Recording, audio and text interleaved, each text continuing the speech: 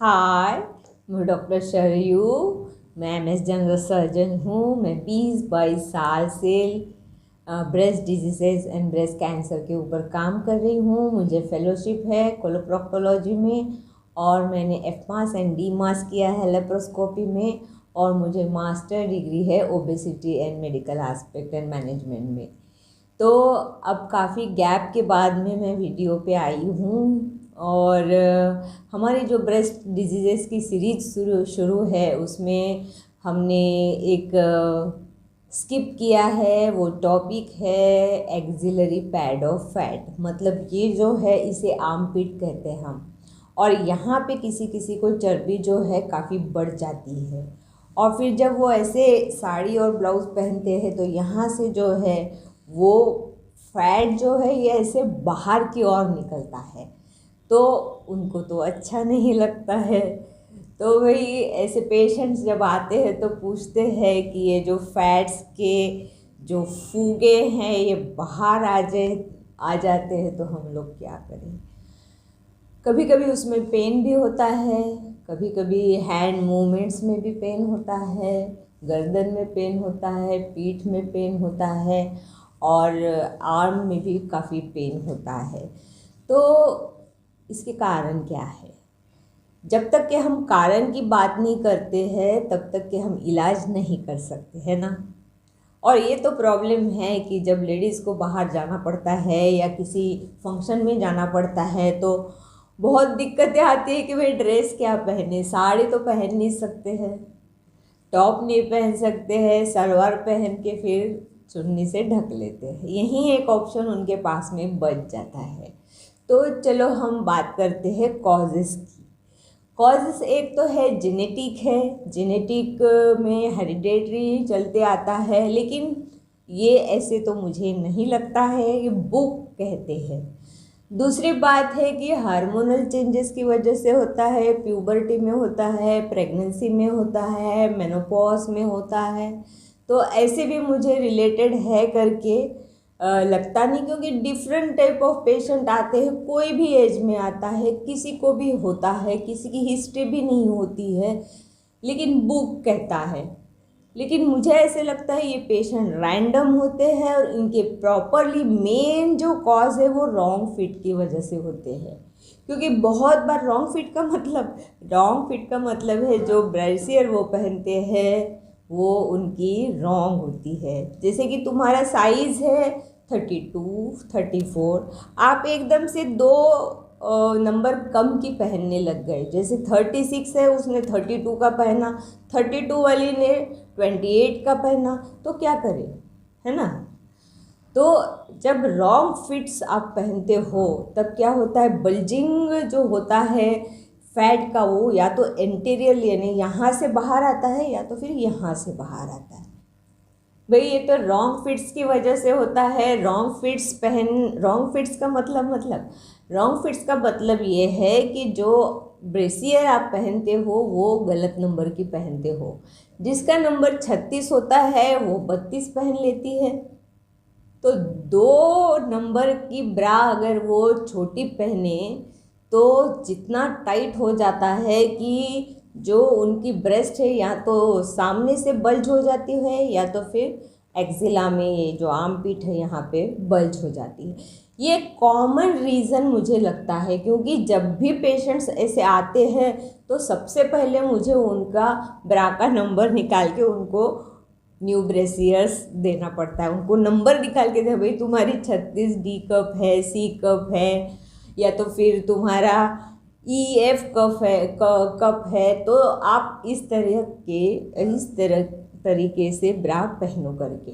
फिर दूसरा होता है एक जो रीज़न है, वो ये रीज़न है कि एक्सिलरी ब्रेस्ट भी होती है। जैसे प्रेगनेंसी में जो है हमको जैसे ब्रेस्ट होती है वैसे ही एक्सिलरी टेल ऑफ ब्रेस्ट जिसे कहते हैं वो होती है जो बगल में चली जाती है। तो प्रेगनेंसी में बहुत बार अगर आप देखेंगे तो उनका जो ब्रेस्ट भी फूल जाता है और बगल में एक्सिला में ऐसा यहाँ पे भी फूल जाता है।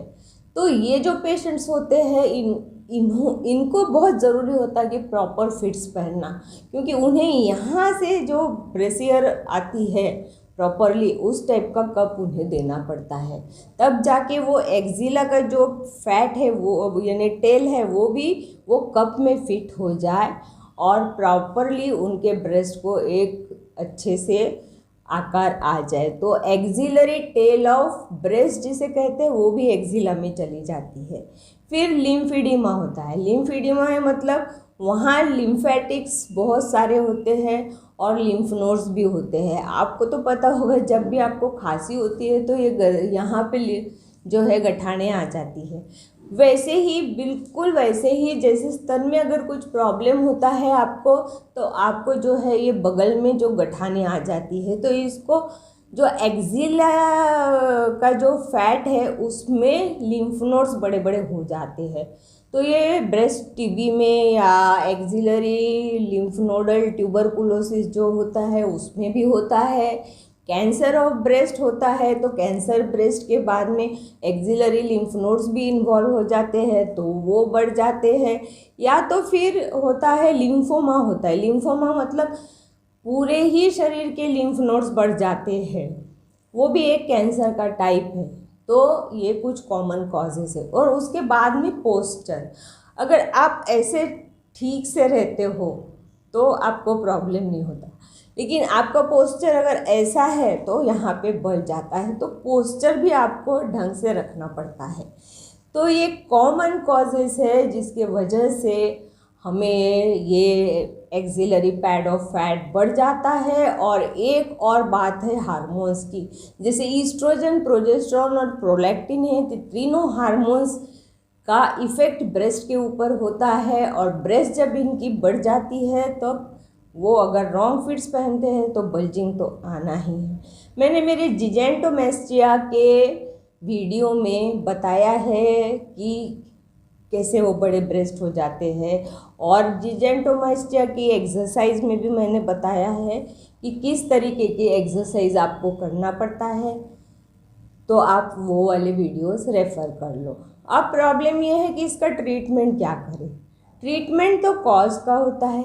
अगर आपको वहाँ पे लिम्फ नोडल एनलार्जमेंट है क्या, इसलिए आपको सोनोमेमोग्राफी कर लेना पड़ता है। सोनोमेमोग्राफी करने के बाद में आपको डिटेक्शन कर लेना पड़ता है कि हमारे एक्जिला में, आम पेट में सिर्फ चर्बी बढ़ी है कि उसमें लिम्फ नोड्स भी है। अगर लिम्फ नोड्स है तो मेडिकल लाइन ऑफ ट्रीटमेंट होता है। और अगर वहाँ पे लिम्फ नोड्स नहीं है, सिर्फ चर्बी है और आप ओवरवेट हो, ओबेस हो, आपको थायराइड है क्या, वो सब चीज़ें हमें देखना पड़ता है। आपका फैट, बॉडी फैट मेज़र करना पड़ता है, और जो मास है, बॉडी मास, उसके भी मेज़रमेंट करना पड़ता है। और उसके बाद में आपको वेट रिडक्शन का ट्रीटमेंट देना पड़ता है, मतलब ओबेसिटी एंड मैनेजमेंट की ट्रीटमेंट आपको देनी पड़ती है। लेकिन ओबेसिटी एंड मैनेजमेंट की ट्रीटमेंट लेने के लिए आपको बहुत ज़्यादा मेंटली प्रिपेयर होना पड़ता है, क्योंकि आपकी जो बॉडी है एकदम से तो रिड्यूस नहीं होने वाली, इट विल टेक टाइम, है ना। तो टाइम देना पड़ेगा आपको खुद को और खुद के बॉडी को शेप में लाने के लिए।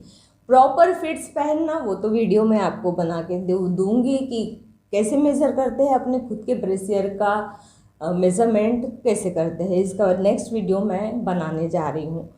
और जब कुछ भी नहीं बचता है, जब ऑप्शंस ही नहीं रहते हैं, हम लोग ओबेस भी नहीं है, हमारे एक्जिला में पैडो यानी लिम्फ नोड्स भी नहीं है, लेकिन बल्जिंग काफ़ी आ गया है, तो सर्जिकल रिमूवल करना पड़ता है। एक कॉस्मेटिक सर्जरी होती है जिसमें इंसिजन दे के पूरा ही फैट ऐसा निकाल लेते हैं और स्टिच कर देते हैं। लाइपोसक्शन भी होता है, लेकिन लाइपोसक्शन थोड़ा सा एक्जिला में डिफ़िकल्ट जाता है, यानी अच्छा नहीं है। तो सर्जिकल रिमूवल बहुत ही ईजी है, तो उसको रिमूव कर लेते हैं लास्ट में और आपकी बॉडी को शेप में लाते हैं। कॉमन केसेस तो होते नहीं हैं, लेकिन जब होते हैं तो लोग बहुत परेशान होते हैं, और परेशानियों का तो आंसर ही मैं हूँ। मैं तो लोगों की परेशानियाँ दूर कर देती हूँ।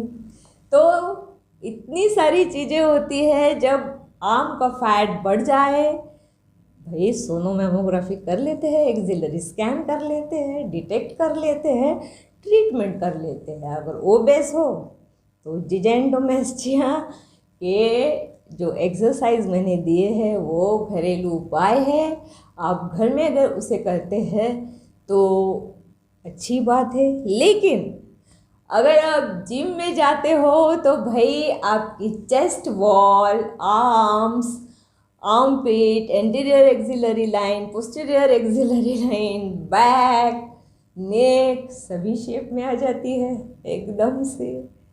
तो जिम एक्सरसाइज लास्ट ऑप्शन है। अगर आपको removal of axillary pad of fat नहीं करना, सर्जिकल रिमूवल नहीं करना, तो आपको स्लिम होना पड़ेगा और आपको प्रॉपर फिट्स मतलब अपने राइट साइज़ का ब्रा पहनना पड़ेगा। तो लाइक कीजिएगा, शेयर करना बिल्कुल मत भूलना, सब्सक्राइब अगर नहीं किया तो कर लेना, कमेंट्स बॉक्स में कमेंट्स ज़रूर लिखना, आपके सवाल के जवाब देने की मैं पूरी कोशिश करूँगी। धन्यवाद।